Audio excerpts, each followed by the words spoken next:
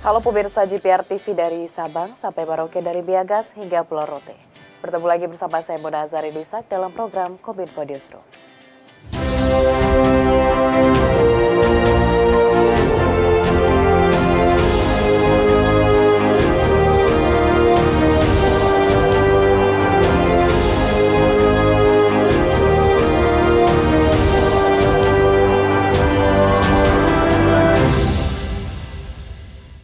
Pemirsa, kita ke informasi pertama. Kementerian Lingkungan Hidup dan Kehutanan telah melakukan penindakan terhadap 11 perusahaan penyebab polusi udara. Hal tersebut dilakukan sebagai upaya untuk mengatasi masalah polusi udara di Jakarta. KLHK sudah melakukan identifikasi permasalahan polusi udara ini terhadap 161 industri, termasuk 6 lokasi pembangkit listrik.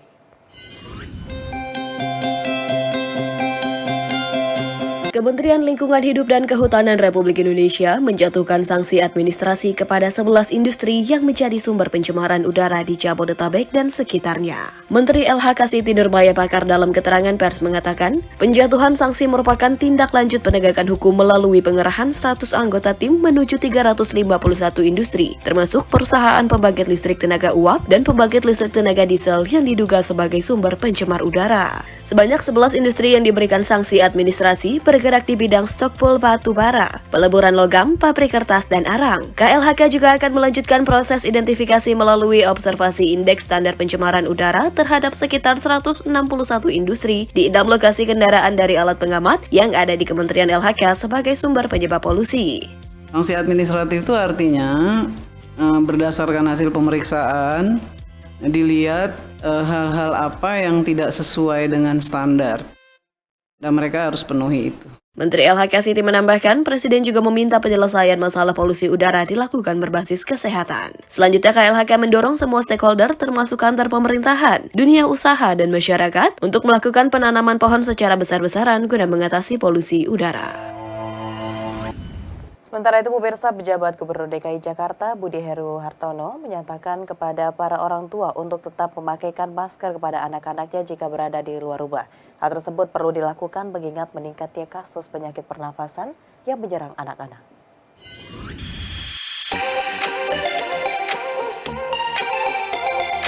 Buruknya kualitas udara di ibu kota Jakarta menyebabkan lonjakan kasus penyakit pernapasan, salah satunya infeksi saluran pernapasan akut atau ISPA yang menyerang anak-anak. Oleh karenanya, penjabat Gubernur DKI Jakarta Heru Budi Hartono mengimbau kepada seluruh orang tua agar tetap memakaikan masker kepada anak-anaknya jika berada di luar rumah. Mengingat lonjakan kenaikan kasus ISPA di DKI Jakarta mengalami kenaikan yang sebelumnya hanya 24%, kini meningkat menjadi 31%. Menyambung penyampaian dari Pak Menkes bahwa memang benar ISPA ada kenaikan sedikit 24-31%, khususnya balita Pak Menkes. Jadi kami menghimbau anak-anak kecil kalau bisa keluar rumah bisa menggunakan masker.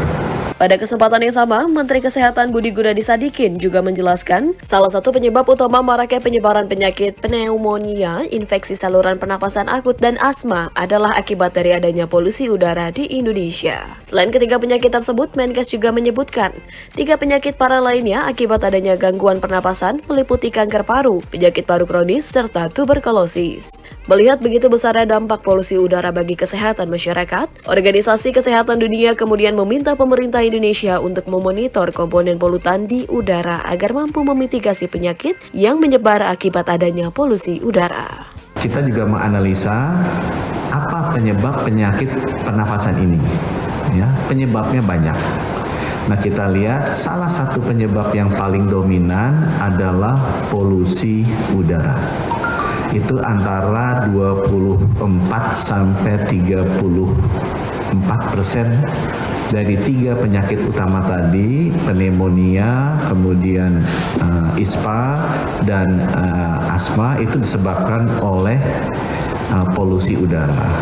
Kita lihat lagi, tanya ahlinya, polusi udaranya yang mana?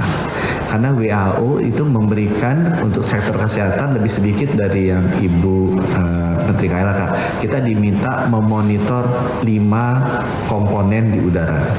3 sifatnya gas, 2 sifatnya particulate matters atau barang-barang kecil-kecil padat gitu ya. Kita ke informasi selanjutnya pemirsa, pemerintah mengeluarkan kebijakan mengenai perluasan penerima program bantuan untuk pembelian motor listrik roda 2 berbasis baterai.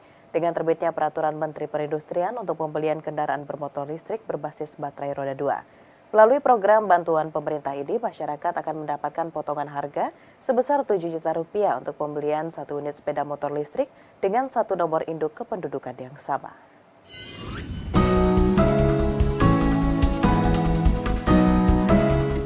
Pemerintah memperluas bantuan pembelian motor listrik melalui penerbitan Peraturan Menteri Perindustrian Nomor 21 Tahun 2023 tentang perubahan atas Permen Peri Nomor 6 Tahun 2023 tentang pedoman pemberian bantuan pemerintah untuk pembelian kendaraan bermotor listrik berbasis baterai roda 2. Menteri Perindustrian Agus Gumiwang Kartasasmita dalam keterangan tertulis mengatakan, lewat Permen Peri ini maka program bantuan diberikan untuk 1 kali pembelian kendaraan bermotor listrik berbasis baterai roda 2 yang dilakukan oleh masyarakat dengan 1 nomor induk kependudukan yang sama. Menperin menjelaskan, dasar utama perubahan kebijakan ini adalah untuk percepatan dalam membangun ekosistem kendaraan listrik di dalam negeri serta mewujudkan Indonesia yang lebih bersih.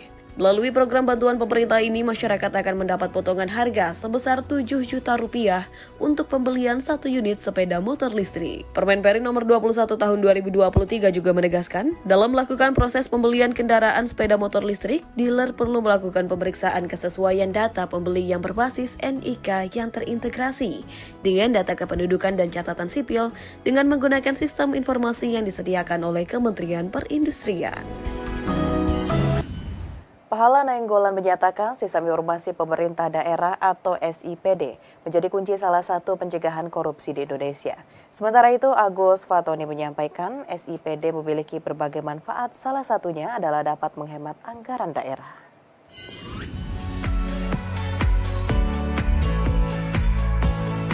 Pemerintah terus berkomitmen untuk melakukan pencegahan dan pemberantasan korupsi di Indonesia. Salah satu upaya yang dilakukan dengan Sistem Informasi Pemerintah Daerah atau SIPD. Sistem ini mengintegrasikan data dari berbagai tingkatan pemerintahan, mulai dari desa hingga pusat yang dapat dipantau setiap waktu, sehingga penggunaan anggaran bisa dengan mudah diawasi dan efektif untuk mencegah praktik korupsi di Indonesia.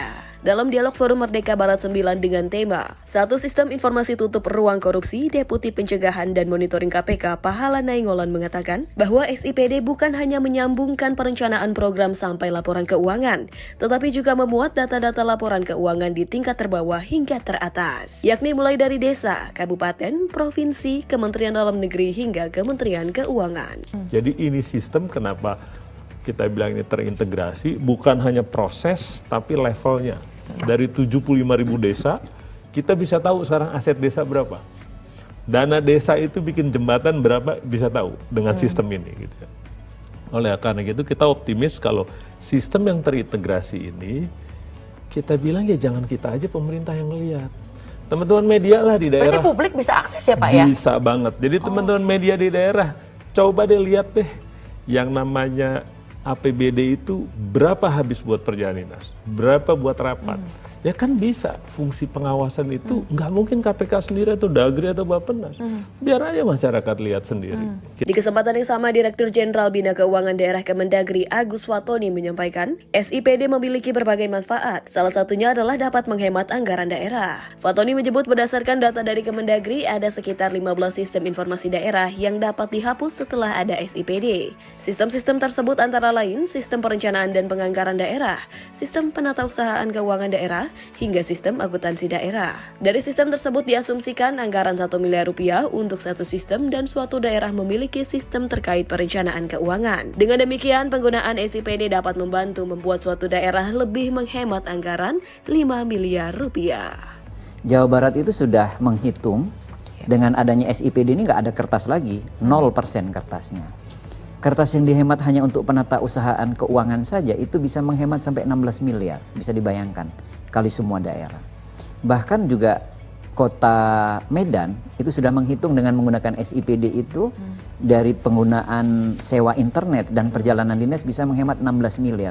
Jadi berapa besar dana yang bisa dihemat dari penggunaan SIPD ini dengan satu sistem itu. Inilah manfaat yang bisa diterima oleh daerah, dan tadi dengan adanya sistem ini kita gampang narik satu datanya. Siapa saja yang memerlukan data ada di sini. ini bukan hanya untuk Kemendagri dan untuk KL tertentu, tetapi seluruh pihak itu bisa mengakses, bisa menggunakan data ini, sehingga juga bisa untuk mengambil kebijakan. Wakil Presiden Republik Indonesia Maruf Amin meminta Komite Daerah Ekonomi dan Keuangan Syariah atau KDEKS untuk terus menyusun program secara konkret guna mewujudkan sinergitas dan kolaborasi antar KDEKS di seluruh Indonesia. Hal tersebut diungkapkan Wapres usai mengukuhkan 5 Komite Daerah Ekonomi dan Keuangan Syariah di Istana Wakil Presiden Jakarta.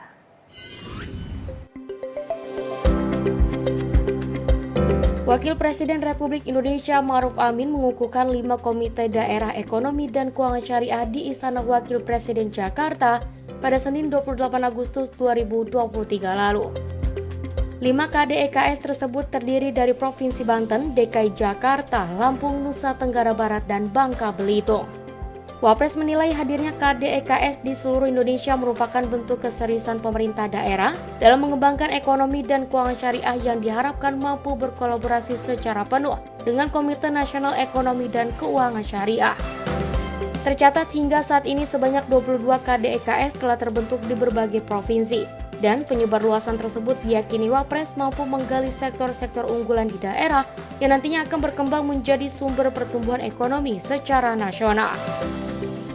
Nah, kita harapkan bahwa dengan begitu KDEKS ini akan bisa menggerakkan potensi ekonomi syariah di daerah, ya, baik yang menyangkut masalah-masalah pariwisata ramah muslim, masalah makanan dan minuman halal, kemudian juga fashion, ya, dan juga keuangan syariah baik yang besar, artinya perbankan, sampai kepada yang kecil.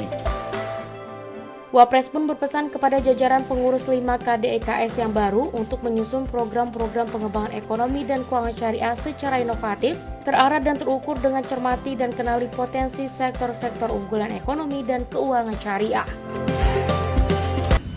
Pemirsa, usai jeda pariwara kami akan kembali dengan informasi lainnya. Tetaplah bersama Kominfo Newsroom.